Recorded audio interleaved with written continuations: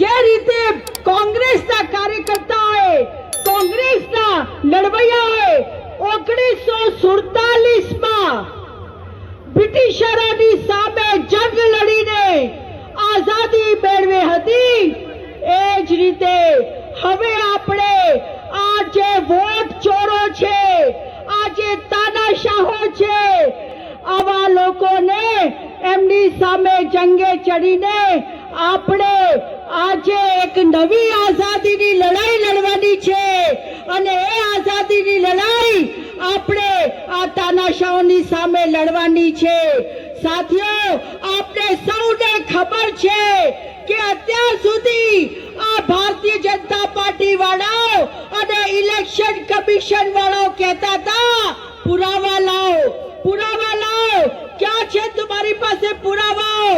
તમે ફક્ત ને ફક્ત આક્ષેપો કરો છો, પરંતુ આપણા જે માનનીય વિરોધ પક્ષના નેતા, જનનાયક, મહાનાયક માનનીય શ્રી રાહુલ ગાંધીજીએ 7 ઓગસ્ટના રોજ એક મોટી પ્રેસ કોન્ફરન્સ કરીને આખા દેશને પુરાવાઓ આપી દીધા છે અને જાહેર મંચથી હું કહું છું કે જો વોટ ચોરી ના થઈ હોત તો આજે નરેન્દ્ર મોદી સાહેબ આપણા વડાપ્રધાન બેસાખી ઉપર ત્રીજી વાર બનીને બેઠા છે, એ વારાણસીમાંથી પણ ઘેર આવત।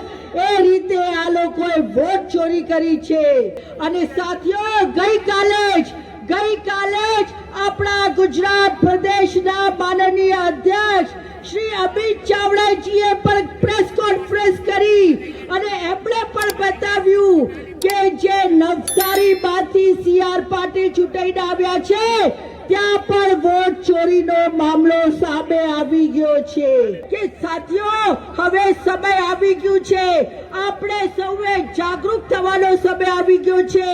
આપણે મહેનત કરીએ છીએ, પરંતુ આ વોટ ચોરો વોટ ચોરી કરીને ચૂંટાઈ જાય છે, એટલે હવે એમને ચૂંટાવાનો મોકો ના મળે તો આપણે એકજૂટ થઈને બૂથે બૂથે ફરી વળવાનું છે અને જ્યાં પણ વોટ ચોર દેખાય અને જ્યાં પણ આ લોકોની ચોરી પકડાય તો આપણે એની ફરિયાદ કરવાની છે।